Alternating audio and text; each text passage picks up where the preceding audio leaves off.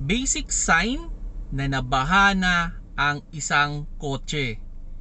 Number 1 dyan, sobrang linis ng kotse.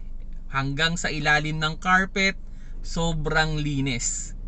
Number 2, bagong palit ang almost lahat ng liquid. And number 3, hindi na yan makikipagtawaran sa presyo.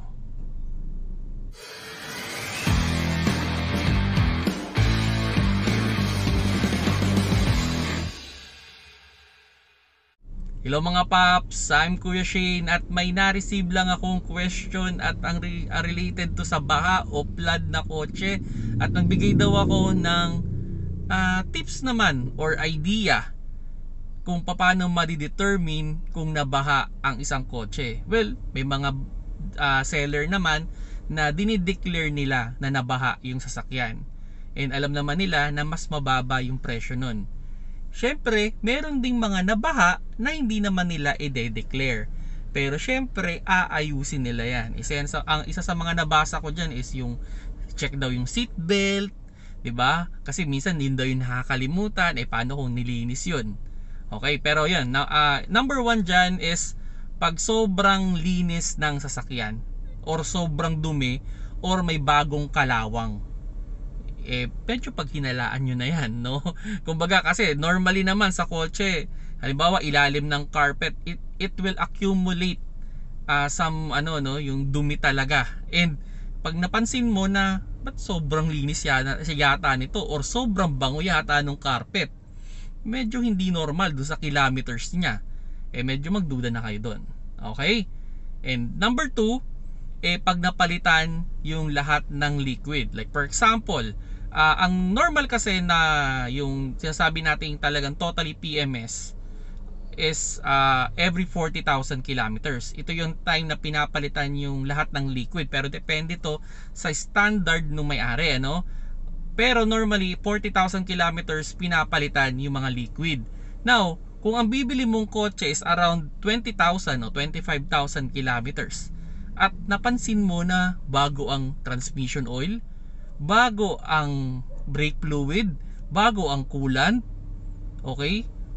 Medyo pagduda na tayo kagad kasi sobrang early naman ito para baguhin niya o palitan niya yung mga liquid na yan.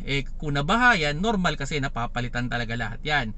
Pero kung masyadong early at dineclare niya na hindi daw nabaha, medyo red flag na yun kagad.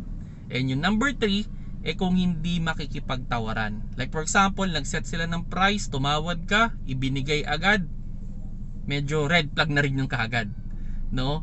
Pero yun nga, hindi naman masamang bumili ng flooded na kotse or nabaha. Pero syempre dapat mabili mo siya dun sa right amount. Okay? And ang pinaka-idea kong ibibigay sa inyo, kung makakabili kayo ng flooded na kotse, huwag kayong mag-expect na wala dyang masisira. Ang gawin nyo na kagad, expect nyo na may masisira. Kaya kailangan magtabi kayo ng pera na pampaayos nyan. Then as much as possible, huwag kayong bibili ng kotse na hindi common car. Okay? Kasi baka mahirapan lang kayong maghanap ng pyesa nyan. Okay? So, pwedeng may pera nga kayo, pero ang hirap na maghanap ng pyesa, mahihirapan nga kayo dyan. Then yun, number 4 pala, no? Lastly, check nyo rin yung location ng may-ari. Okay, kung sa tingin mo naman ay hindi naman nabaha, mahirap lang magduda kaagad, ano? Pero kung sa tingin mo nabaha yung lugar nila, yun, maging red flag na rin sa inyo yun. So yun lang naman yung mga basic sign na nabaha ang isang kotse. By the way, may last pa pala, no? Yun, yung upuan, normally may tornilyo yan. Kung nakita mong intact pa yung original na tornilyo, medyo okay yun.